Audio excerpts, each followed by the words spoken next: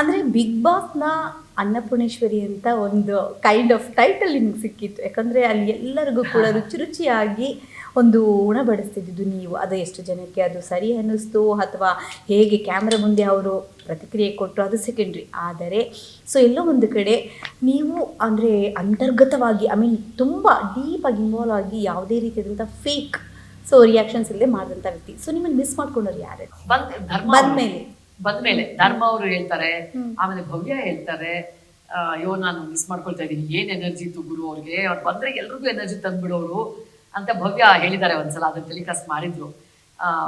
ಧರ್ಮ ಅವರು ತುಂಬಾ ಮಿಸ್ ಮಾಡ್ಕೊಂಡಿದ್ದಾರೆ. ಆಮೇಲೆ ತ್ರಿವಿಕ್ರಮ್ ಅವರು 2ನೇ ಸಲ ನಾನು ಮೀಟ್ ಮಾಡಕ್ ಹೋದಾಗ ಅವ್ರೆಲ್ಲ ಮನೆ ಒಳಗೆ ಆ ತ್ರಿವಿಕ್ರಮ್ ಅವ್ರು ಹೇಳಿದ್ರು, ಇಲ್ಲಿರೋ ಅಷ್ಟು ಹುಡುಗಿರಿಗಿಂತ ನಿಮಗೆ ಎನರ್ಜಿ ಇತ್ತು, ಆ ಉತ್ಸಾಹ ಇತ್ತು, ಒಂದು ಹುಮ್ಮಸ್ ಇತ್ತು.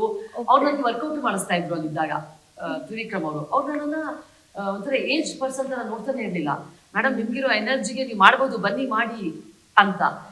ಸೊ ಹಾಗಾಗಿ ಎಲ್ಲರೂ ಮಿಸ್. ಆಮೇಲೆ ಅವ್ರಿಗೆ ಗೊತ್ತಾಗಿದೆ.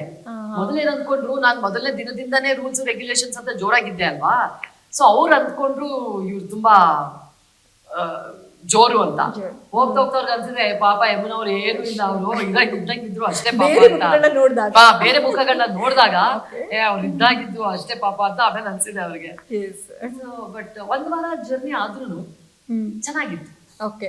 ಸೊ ನಾವಿಲ್ಲಿ ಅಂದರೆ ಬಿಗ್ ಬಾಸ್ ಸೀಸನ್ ಮುಗೀತು, ವಿನ್ನರ್ ಅನೌನ್ಸ್ ಆಯಿತು, ರನ್ನರ್ ಅಪ್ ಬಂದಾಯಿತು. ಬಟ್ ಸ್ಟಿಲ್ ಲೈಕ್ ನಮ್ಮ ಒಂದು ಪರ್ಸೆಪ್ಷನ್ಸ್ ಏನಿರುತ್ತೆ ಆ ದೃಷ್ಟಿಲಿ ನಾವು ನೋಡಿದಾಗ ಮೊದಲನೇ ವಾರ ಯಮುನಾ ಮೇಡಮ್ ಬದಲಿಗೆ ಬೇರೆ ಯಾರು ಎಲಿಮಿನೇಟ್ ಆಗಬೇಕಾಗಿತ್ತು ಅಂತ ನಿಮ್ಗೆ ಅನಿಸ್ತು?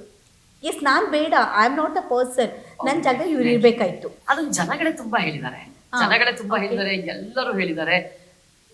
ಈಗ ನೋಡಿ, ನೀವ್ ಎಷ್ಟು ನೋಡಿದಿರೋ ಸ್ಕ್ರೀನ್ ಮೇಲೆ ಅದೇ ಸತ್ಯ.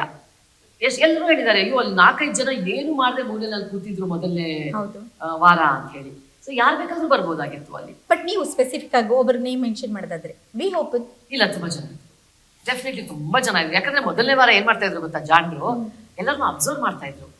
ಯಾರು ಇನ್ನು ಅಖಾಡಕ್ಕೆ ಇಳಿದಿಲ್ಲ, ಯಾರು ಅಖಾಡಕ್ಕೆ ಇದಕ್ಕೆ ಹೋಗಿಲ್ಲ. ಇಲ್ಲ, ಇವಾಗ ಅರ್ಥ ಆಗ್ತದೆ ನನ್ಗೆ ಯಾವ ರೀತಿ ಇದ್ರು ಅಂದ್ರೆ, ಬಾಯಿ ಸಹ ಬಿಟ್ಟಿಲ್ಲ, ಒಬ್ರ ಜೊತೆ ಮಾತಾಡಿಲ್ಲ. ಮೊದಲನೇ ವಾರ ಏನು ನಡೆದೇ ಇಲ್ಲ ಬಿಡಿ. ಸೊ ಹಾಗಾಗಿ ಅವ್ರಿಗೆಲ್ಲ ನೋಡಿ ಎಷ್ಟು ಸಲ ಅವ್ರಿಗೆ ಅವಕಾಶಗಳು ಸಿಕ್ಕಿದೆ. 8 ವಾರಗಳ ನಂತರ ನಾಮಿನೇಷನ್ ಆಗಿರೋರಿಗೆ ಸುದೀಪ್ ಸರ್ ಕೇಳ್ತಾರೆ, ಒಂದ್ ರೀಸನ್ ಕೊಡಿ, ನೀವ್ ಯಾಕೆ ಉಳ್ಕೋಬೇಕು ಅಂತ ಹೇಳಿದಾಗ 2-3 ಜನ ಹೇಳ್ತಾರೆ, ನನ್ನ ನಾನು ಇವಾಗ ಶುರು ಮಾಡ್ತಾ ಇದ್ದೀನಿ, ಸೊ ನಾವು ಉಳ್ಕೋಬೇಕು. ಹಾಗಾದ್ರೆ 1ನೇ ವಾರಕ್ಕೆ ಅವಕಾಶ ಕೊಡದೆ 8 ವಾರಗಳು ನೀವು ಅವಕಾಶ ಕೊಟ್ಬಿಟ್ಟು ನಿಮ್ಗೆ ಆಟ ಶುರು ಮಾಡಿ ಅಂತ ಅಂದ್ರೆ ಅದೆಲ್ಲಿಯ ನ್ಯಾಯ? ಹೌದು ಅಲ್ವಾ? ಇದು ನೀವೆಲ್ಲಾದ್ರೂ ಪ್ರಶ್ನೆ ಮಾಡಿದ್ರ?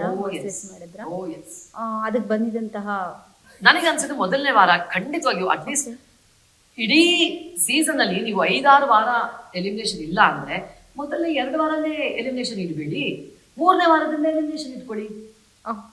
ಅಲ್ವಾ? ಅಟ್ಲೀಸ್ಟ್ ಒಬ್ರನ್ನೊಬ್ರನ್ನ ಅರ್ಥ ಮಾಡ್ಕೊಳ್ತೀವಿ, ಬಿಗ್ ಬಾಸ್ನ ಅರ್ಥ ಮಾಡ್ಕೊತಾರೆ, ಒಂದು ಅಡ್ಜಸ್ಟ್ ಆಗ್ತಾ ಇರ್ತೀರಾ, ಒಂದ್ ಜಾಗಕ್ಕೆ ನಿಮ್ಮನ್ನ ನೀವು ಅಲ್ಲಿ ತೊಡಗಿಸ್ಕೊತಾ ಇರ್ತೀರಾ. ಆವಾಗ ಎಲಿಮಿನೇಷನ್ ನನಗೇನೋ ಸರಿ ಅನಿಸ್ತಿಲ್ಲ. ಪಾಪ ಸುದೀಪ್ ಸರೇ ಹೇಳ್ತಾರೆ, ನಾವು ಹೊರಗೆ ಬರುವಾಗ ಸುದೀಪ್ ಸರೇ ಹೇಳಿದ್ರಲ್ಲ, ತುಂಬಾ ಅನ್ಲಕ್ಕಿ ಪೀಪಲ್ ಮೊದಲನೇ ವಾರ ಹೋಗುವಂತವ್ರು ತುಂಬಾ ಅನ್ಲಕ್ಕಿ ಅಂತ ಪಾಪ 2-3 ಸಲ ಮೆನ್ಷನ್ ಮಾಡ್ತಾರೆ ಸುದೀಪ್. ನಿಮ್ಗೆ ಅದೇ ಒಂದು ದೊಡ್ಡ ಅವಾರ್ಡ್ ಸಿಕ್ತಾಗಂತ ಅನ್ಸಲ್ಲ, ಯಾಕಂದ್ರೆ ಒಬ್ಬ ಅಂತ ಐಕಾನ್ ನಮ್ಮ ಇಂಡಸ್ಟ್ರಿ ವರ್ಸಟೈಲ್ ಆಕ್ಟರ್ ಈ ರೀತಿಯಾದಂತ ಒಂದು ಕಾಂಪ್ಲಿಮೆಂಟ್ ಕೊಡ್ತಾ ಇದ್ದಾರೆ. ಡೆಫಿನೆಟ್ಲಿ. ಏನಾಗುತ್ತೆ ಮೇಡಮ್, ಒಂದು ಜೀವನದಲ್ಲಿ ಸಾಕಷ್ಟು ಅನುಭವಗಳನ್ನ, ಸಾಕಷ್ಟು ಕ್ಷೇತ್ರಗಳಲ್ಲಿ ನಿಮ್ಮನ್ನ ನೀವು ಗುರುತಿಸ್ಕೊಂಡು ಸಾಧನೆ ಮಾಡಿ ಬಂದಾಗ ನಿಮ್ಗೆ ಇವೆಲ್ಲ ಇನ್ನೂ ಚೆನ್ನಾಗಿ ಅರ್ಥ ಆಗುತ್ತೆ. ಆಮೇಲೆ ಏನು ಅನ್ಸೋದು ಇಲ್ಲ, ಇರ್ಲಿ ಬಿಡು, ಇಟ್ಸ್ ಫೈನ್.